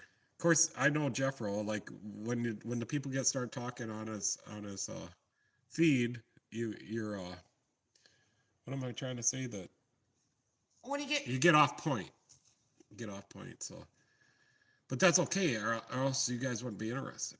But I would like to do like Eric does with when somebody answers the questions. I know most of the time he gives such a vague answer because he doesn't want no liability or anything, but I can tell you like what I would do to help fix your car, or my first steps. Like when I was going to fix your car, I'd bring it in, and my first steps, this is what I would do. Of course, I think he does that too.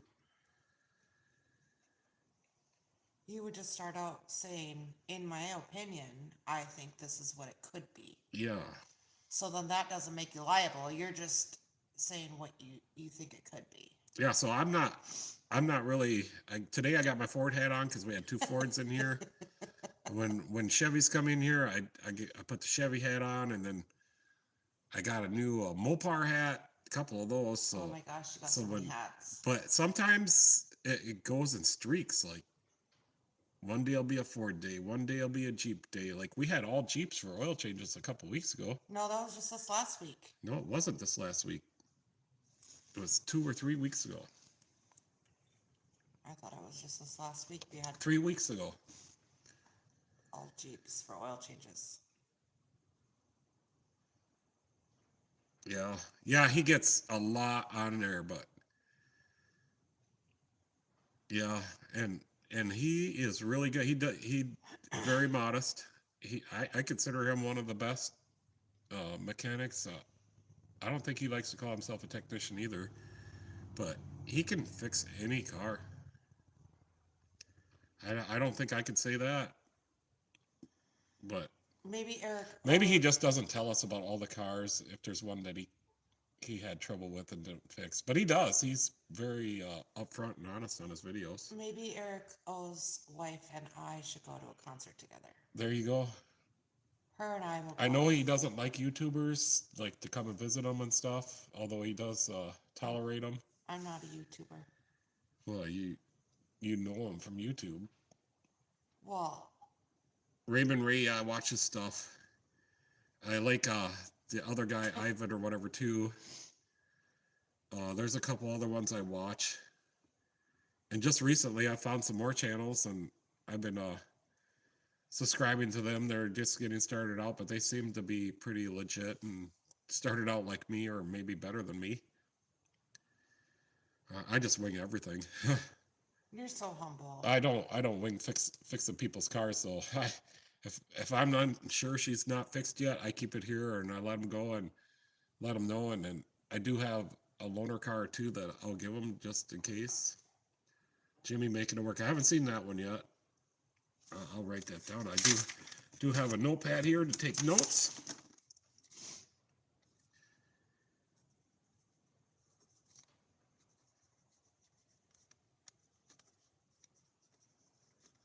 So we did catch up on some of Papa's videos, and he's at the bowling alley now, and it's what's Papa's?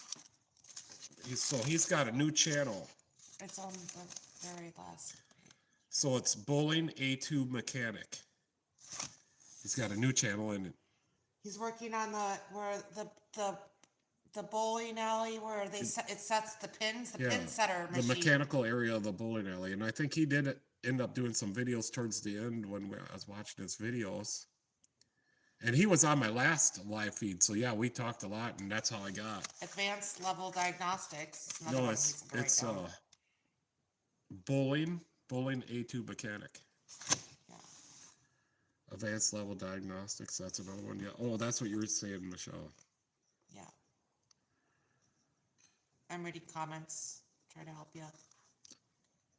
So I do think I made one of my customers mad the other day about them spark plugs, because he put them spark plugs in his Colorado pickup, and he says he's got like 100,000 miles on them. So I just want to do that, and I can't stand behind. I can stand behind my workmanship, and I'll surely do that. But if that part causes another part to go bad, or if that part fails, or if that spark plug, the porcelain breaks off and breaks a valve off and goes through a piston, I can't stand behind something like that. I did put them in correctly and all that, and it did run good. I was surprised it even started, to be honest with you. But he watches my videos, and I didn't realize that at the time. I mean, I know he watches the videos, but I didn't think ahead enough to just be a little bit more considerate to his feelings. Well, the thing is, though, sometimes people just don't understand that's not. Nobody knows whose car it is. Yeah, no, but it's just someone's car. That's not what I'm talking about, Michelle. Right. He got upset about my video because of the spark plugs. He's like, he thought I would be more enthusiastic about his spark plugs, and I put his spark plugs down. His Amazon spark plugs. What kind was that? I did cut the box and put the sticker on my wall somewhere. Ultramine spark plugs. I'd never even heard of them. Well, we'll check. Yeah, I don't like to either, Leisure. Like, I will put in the OE, whatever the car was supposed to have. I always have good luck. And most of the last one, so that last one had 200 and, what was it, 70,000 or 80,000 miles on the original plugs. It's just hard to get an aftermarket plug to run that long. Mm-hmm. Although at that time that this one, it did have carbon tracking and room to coil boot, and it was not missing when I brought it in, but I did not take it for an extended test drive to see if it would miss under load, because I knew it needed some work. And we found a whole bunch of other stuff. It needs a torque converter. It needs some strut bearings. I ended up taking the drive shaft off that runs the rear differential because I felt the vibration, and they just put the drive shaft on there. So I'm like, I think there's a driveline vibration, and sure enough, I took it off and that went away. So I do the best I can. I may not use the torque wrench as much as people say, and but I've been doing it for so long. I do torque all the wheels though. Most generally, I'll torque head bolts. Although on the newer ones that are the torque to yield bolts, I just found like 70 pounds, foot-pounds works pretty good. He didn't say, but he said that he did buy it online and it only cost him $200. So I know, like, if you get a dry shaft from Napa or O'Reilly's or AutoZone or Auto Value, it's gonna be up there. It's gonna be over $500, 500 to $1,000. So I told them if I got it on Amazon, usually they'll take it back, so you can get a refund or a different one. And I also told them that I would not take it off if I thought it was still going to be snowing outside. And it's just a spare vehicle for his wife, so I told him if she's going to drive it next winter, I want to get a dry shaft back on there so she can have four-wheel drive. So I don't think it'll hurt anything to run it without the dry shaft. Thank you. So I left it off there, and I drove it. It's fine, and it'll be just like a front-wheel drive vehicle then. No lights or nothing came on, no traction control lights, nothing like that.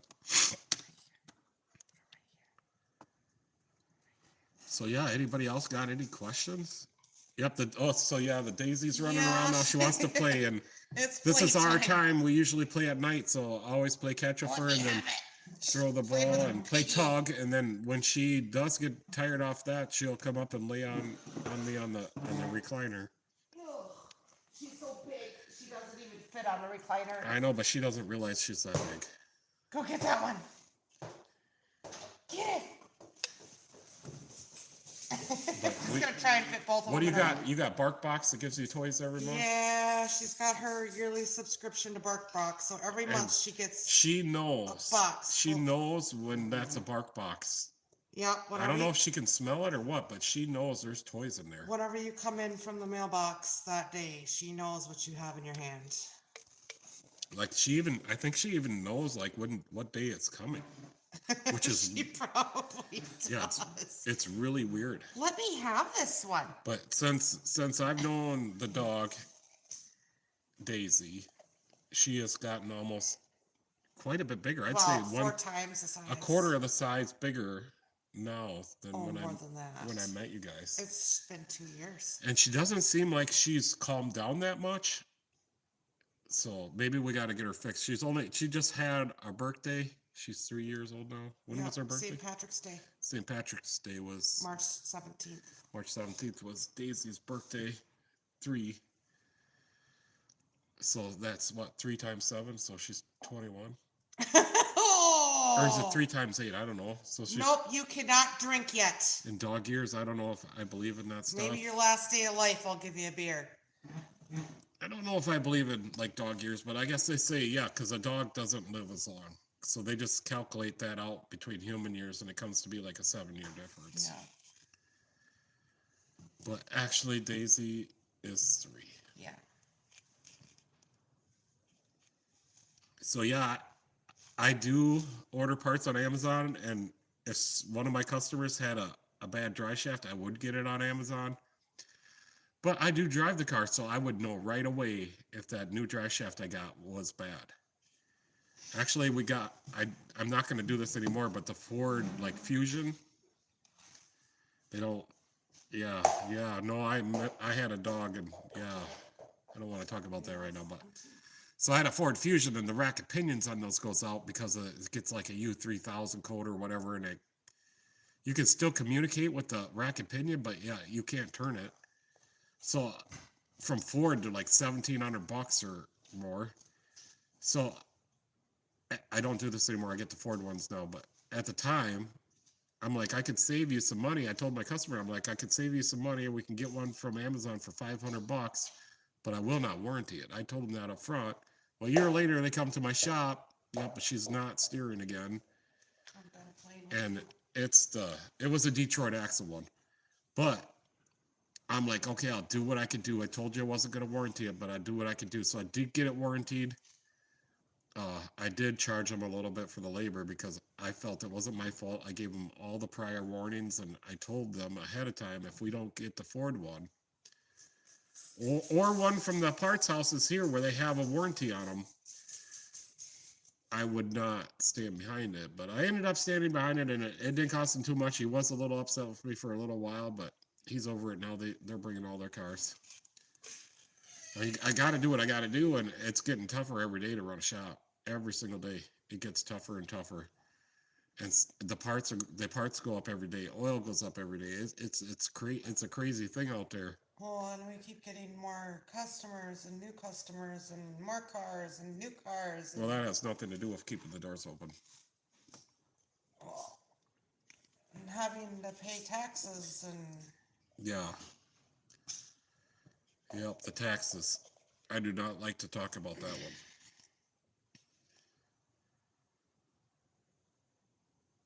Yeah, that's what I'm saying. But when I feel it was a year later, and I stand behind my stuff for a year, and when it comes back and it's not working, and it's a year later, and I already told them before I worked on their car that if we go this route, I'm not going to warranty the Amazon parts because it's just a big ordeal for me. But it's one of my local customers, and they give me a lot of business, so I did everything I could for them, and I charged them a couple hours of labor to swap it out, which I'm pretty good at it now. I can do it in the whole job in like 3 hours. And I got the part warranted from Amazon, so I did all the logistics, and I just charged him a few hours of labor. But he was mad. He got over it pretty quickly because I'm the only shop around here. The other shops I charge $65 an hour. I'm open 8 o'clock to 8 o'clock Monday through Friday, and 9 to noon on Saturdays, and then we always stay here till 4 or 5 o'clock on Saturdays because we do oil changes, and we always find something like they need something else, so we do fix that. And it always runs over to about 4 or 5 o'clock. But I lost the point of my story. So yeah, I do the best for my customers I can do. The shops and they have no choice but to come here because the shops in the other towns are $140 to $250 an hour. So I do the highest quality work. Like, I have the dealers come here just as much as like Napa. So I put on OE parts all the time, and I feel I do a good job. you do. I verify everything that my repair is fixable. I have to. That's why I don't have any comebacks. Very, very rarely will I get a comeback. Except for. Yep, it's a long day, but Except for. Just the other day, I fixed the guy's Lexus. He had a flat tire and he broke a wheel stud off, and he comes rolling in like 6 o'clock. I'm like, I can't get no parts, but you could bring it over and see if I got some. So he did, and I took it all apart. His backing plate was rusted off, so I just pounded out his stud and seen what size it was, and I looked it up on Napa just to be sure, and I have a whole drawer of studs. So I'm like, let's go look at it. So I'm like, okay. So and then I got the stud out of his nut super easy because it's one of the old like nuts, a mag nut. No, these are the regular nuts. So right here's all the wheel studs I save on all the cars. So I found one, and it turned out to be this one. I have a bunch of them that fit his Lexus. So I was able to get his Lexus back on the road, and he was so happy, and he didn't even know there was a shop here. And he's telling me about all this other stuff, about how many cars and all his kids. So I picked up a new customer, and he was so happy, and let me look and see how much I charged him to fix that wheel stud on his Lexus. And then I scanned his codes for free and found out that he needs a thermostat. He's coming back for that. But let me see if I can just figure out how much I charged him to put that wheel stud in. It didn't take me no time at all. $40.71. So I changed his wheel stud out. I cleaned the mating surface for his wheel because he's like, what are you doing? And I'm like, you can't put your wheel back on like this. It's all full of crud. Your wheel will fall off, or your lug nuts will loosen up. So I did all that for him. He was so impressed. He stood in here and watched. And we don't really we do have a waiting area, but when it's after hours, I don't really care. So I will make some people sit on a chair. You should have showed him the Impala problem that you won't fix. I know a guy, but he's, Well, we he's don't trying need to to make fix me do that. it. Oh yeah, I gotta get my thing back up so I can see that if there's any comments. But yeah, so I'm able to fix cars when I don't get deliveries anymore. And Napa AutoZone and O'Reilly's all deliver here whenever I order, as long as it's before 5. The dealers all deliver here once a day, and Auto Value delivers here 3 times a day. Johnson delivers here once in the morning. So I think that's all the people that deliver here. Well, let me have the ball and I'll throw it for you. So I do have Parts Tech, and I'm able to see all the parts that they have on hand, and then who's got the cheapest parts. And a lot of my customers are very frivolous, and I do tell, like, I will ask them, like, we can go a cheap route on route. Give it the ball. I don't know if something just happened with my camera. I don't know if we're still live or not. Give it to me. So I do talk to my customers. I do let them know what's going on, and I do always recommend going with OE parts. And we keep a lot of OE filters on hand. As far as for, like, if you got an old beater, we keep the Napa Pro Select filters, which I get very cheap. And then, like, if your car is like 50,000 miles and under, we will try to use like an OE oil, or unless the customer has a request to use like a Castrol or whatever they request. Like, I have one guy that requests Valvoline. I have some people that request Mobil One, which I do not like to use Mobil One because it's so expensive, but I do have people that request that, so I will do whatever they say, as long as I feel that there's not a problem with it. If there's a problem with it, then I will let them know what I think is the problem. Like, I can't remember the other day, somebody wanted me to put some kind of cheaper, it was on a spark plug too. They wanted me to put cheaper spark plugs in, and I'm like, hey, I don't think that's the right way to go, because we can get you OE spark plugs and they turned out to be the same price. But I thought they could be a little bit cheaper, but it turned out to be the same price.